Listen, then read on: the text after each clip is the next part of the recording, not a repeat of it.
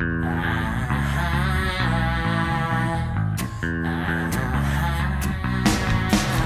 guys, welcome back to Listen to the Music Podcast, first episode of 2026. I am one of your hosts, Genevieve. And I'm Carl. And it was your pick. It was my pick today, and this time around we're going to look at the Judybats' Native Son album from 1991. 91, okay. Yep, the album that was their first release.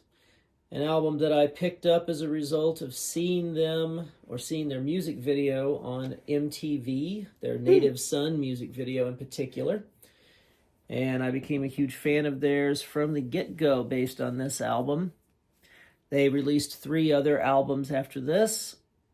4 if you count their reunion or getting back together type of show in 2000.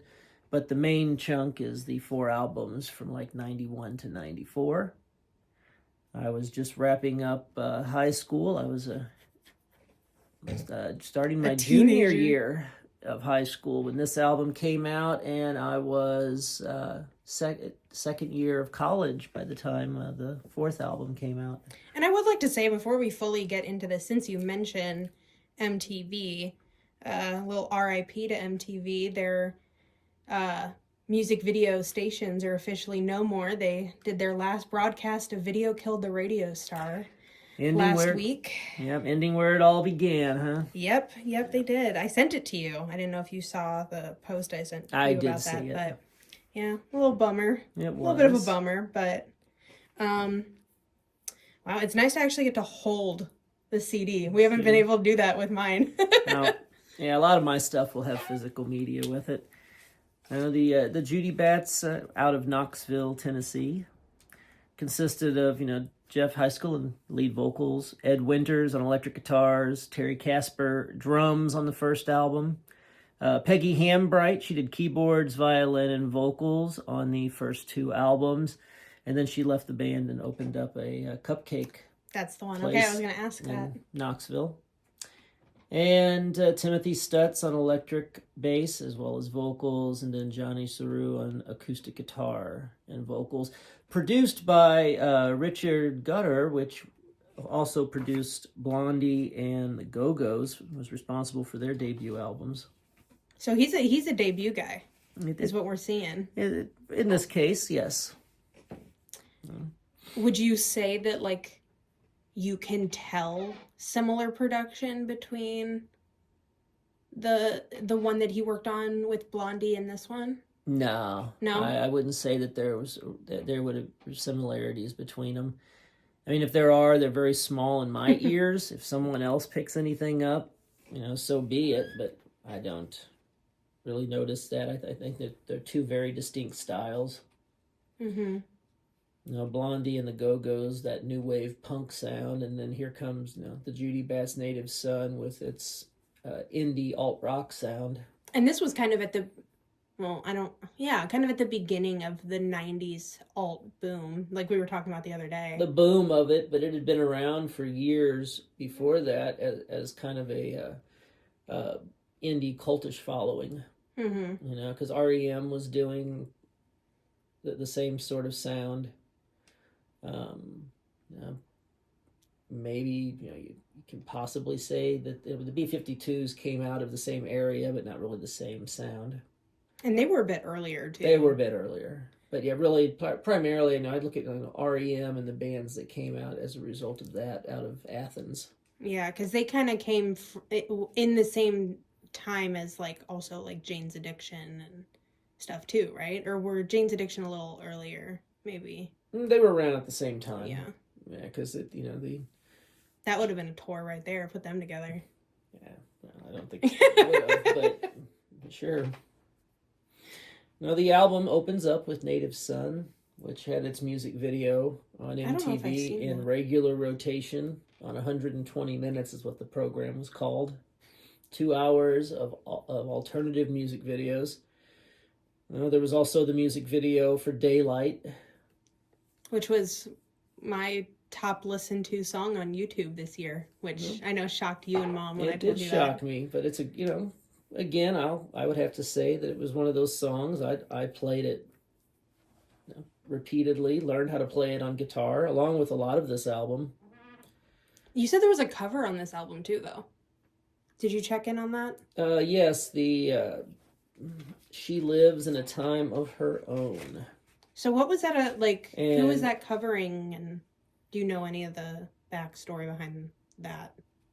I did at one time know some of the backstory on that, but I would have to, again, look a little deeper on that. I believe it was maybe a Rocky Erickson song, but, that would have to be checked out. Grab your phone. Huh? Grab your phone. Yeah, I guess I'll go ahead and do that since, we're needing to get to the bottom of it. Yeah. And I didn't do my homework. Even though it was a cover, though, I don't know. And maybe it's just because most of the time when there's a cover on an album, I know that there's a cover on the album. Like, an example I talk about, In Excess covering Born to Be Wild. Mm-hmm. You knew that was a cover. So, but at least with this one, it didn't really, it didn't stick out like a sore thumb like some other covers often do, if that makes sense. It didn't sound out of place. No, it fits right in. And yeah, it was the 13th Floor Elevators was the name of the band that did it, and it had Rocky Erickson was their guitarist and vocalist. Interesting. And obviously I don't know how much we can talk on this, considering I don't know if if the lead singer has talked about this much, but you've talked a lot about the undertones of the song's meanings kind of being more about his self-discovery, I guess, or and him coming to terms with his sexuality and stuff. He has said that in interviews. Okay. I think there was a recent podcast that Jeff was on where he mentioned and talked about that.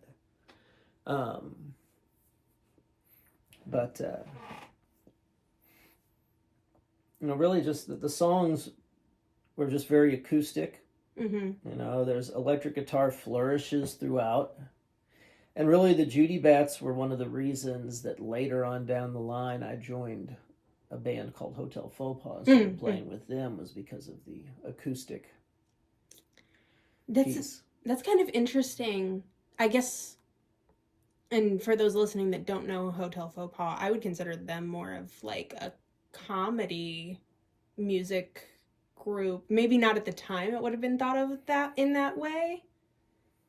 It wasn't that it wanted to be comedy. It was that it was don't take it so seriously, because the people in Hotel Faux Pas, Larry and Brian, both believed that there was such a pretentiousness to music. and I can see that at that time that and even now that and so that their belief was that stay away from that. Let's not take it too seriously. But I think that was a common thought process kind of with a lot of the music of the 90s, was that things were just, there were either people that thought music was too serious, and so it kind of needed to be taken less seriously, and then there were people that were like, oh, it's not serious enough, and made it super serious shit. Kind of thinking of I don't know if this is a good example or not, but Nirvana, what they wrote about was more on the serious side for that music era in comparison to a lot of other stuff that was out at that time. Yeah, Nirvana stuff was very serious, and it fit for what they were doing. I listened to Nirvana's first album quite heavily. The one with "Smells Like Teen Spirit" on it. Great album again. That goes up there with all of those bands that it's like you feel like that were kids in the 70s and 80s, and so you're looking at the whole latchkey kids left to their own devices. Yeah. And so that's why there always seems to be this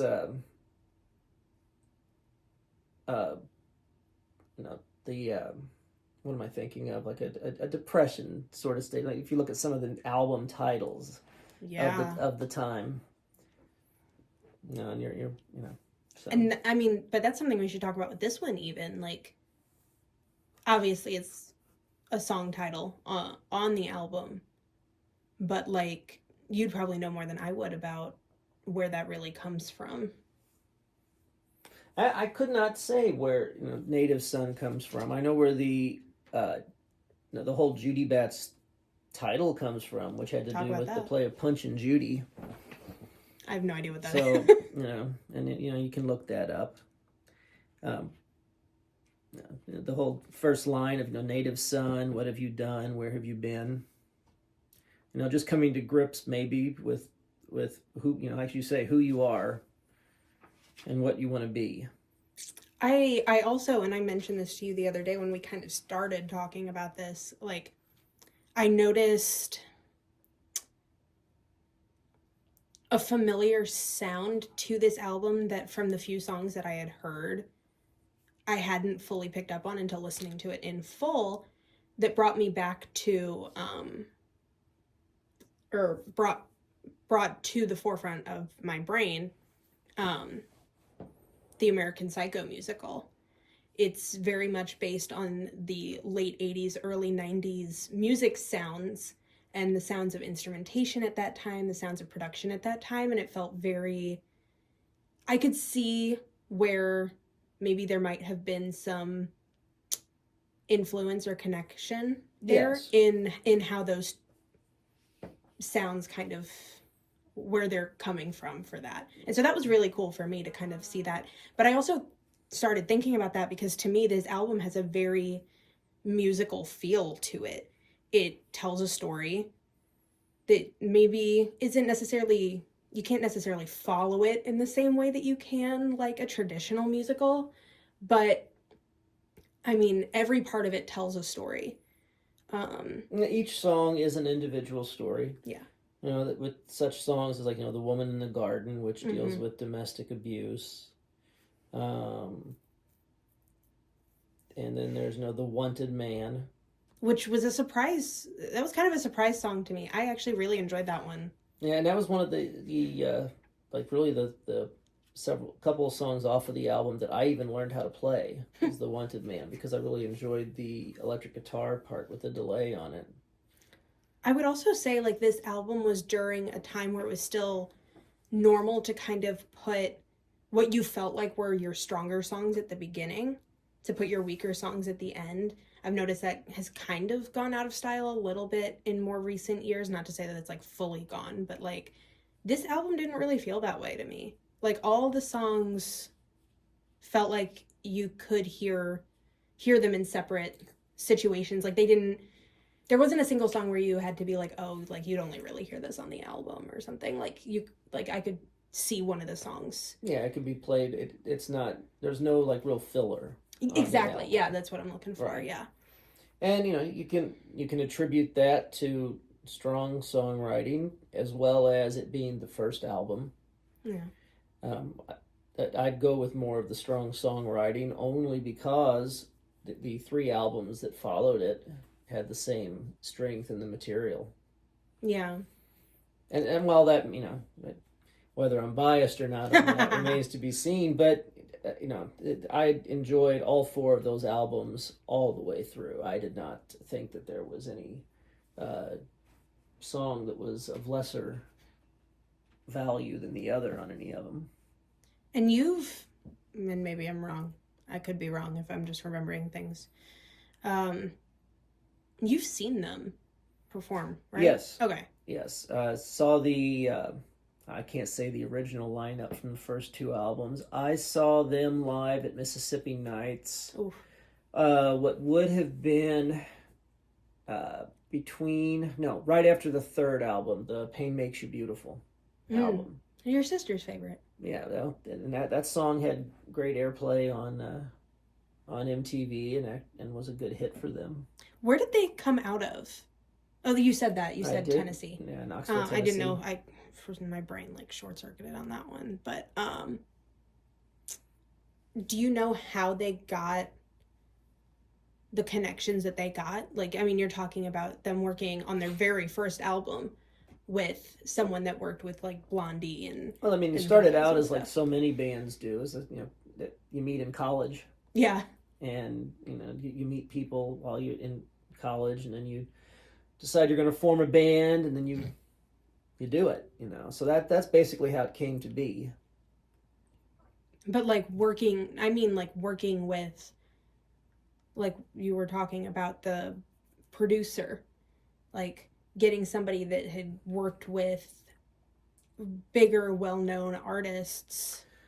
Oh, I guess they didn't. I guess he didn't necessarily work with them when they were bigger and well-known. You know, he worked on their first albums as well. Like being able to kind of pull that. But it's one of those where, like, if you get signed by a certain label, you have a pool of people that you can either go to, or the label will choose for you on who's going to produce your first album.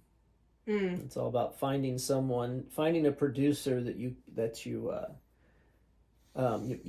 meld with. Yeah. And in this case, it seems like a good pairing. You know. Yeah, and the lead singer went on to do another project after this, right? Or because he currently does stuff, doesn't he? Oh, he does stuff by his own name now. After the from what I gather, the tumultuous breakup of the Judybats. Oh, really? After the fourth album. Ouch. I only heard, you know, there's only tidbits of it, but I heard there was a lot of drama, like there is with any other band. But yeah, he went on to do, I believe, the Doubters Club for a while was the name of the group, and I did not hear much of them because I was wrapping up college myself during those years, and did not have a lot of access to the internet or to find them, because they did not have as strong of a pull. Well, they didn't have a label backing. So learning about them would have been difficult. I didn't find out about them until later on, around the same time as the 2000 reunion, which, if you can call it a reunion. Did they put out anything like by themselves before this, like before they were signed? And there were plenty of songs before they were signed, and those were compiled onto like two compilations, either cassette or CD. I have the two CDs of a bunch of compilation stuff that was either before they were signed, that they had recorded, or that they had released after they were signed, but wasn't on a regular album. Okay. On a full length. So. Well, it's a bit of a shorter one, I feel like. It is. It does feel like it's a shorter one. I think when you get to like the indie era, they were a lot more private, I feel like. Some of them, I'm not saying all of them, but some of the bands of that 90s indie era kept things to themselves a lot more than some of the other artists that we talk about, whether they be past or current. Yes, they did to a certain extent, and then sometimes they'd show up on talk shows and say things off the cuff that would either be taken completely out of context, or it would just be taken. It would just blow up into something big. But yeah, that it wasn't supposed to be, kind of deal. No, but going back, I mean, they've got 4 albums. You know, their second album, Down in the Shacks Where the Satellite Dishes Grow, had Margot, known as Missy, on it. It's a great one. Is Anything is on that one, as well as the song Saturday. Oh, yeah. Isn't She Said on that one? She Said is on that one as well, yeah. I thought so. And then there's Pain Makes You Beautiful, which had, you know, All Day Afternoon on there, and La Dulcinea. And then came their last one, Full Empty. I don't know if I've even heard much of that one from you. You know? Yeah, I do play it. I mean, my favorite off of that one was Drought. Okay, I don't know if I'd have to listen to that. And they were playing it even before they recorded the album because they played it the night I saw them at Mississippi Nights. Mm. And because that was like, oh, I just love that song. And then when I was like, when they released Full Empty, and it was the second song on the album, and I was like, oh, this is cool. They did record it, kind of thing, But yeah, great song. Yeah. Okay, well, thank you for joining us for our first episode back for 2026. February is an interesting one. It's my pick, and it's Valentine's Day in February, a month of love. So I picked When My Heart Felt Volcanic by the Aces, an all-girl group out of Salt Lake City. Who we've actually both seen because I dragged you to go see them with me in 2018. Mm-hmm. So that'll be fun to talk about. And there's a lot going on in February for Valentine's Day, so keep an eye or an ear out to hear more information on that. But we will see you next time. Yeah, see you next time. Go listen to Judybats. A woman whispers, he is known as Jones. He comes here every year. On the self-same day. I think this makes the 10th year.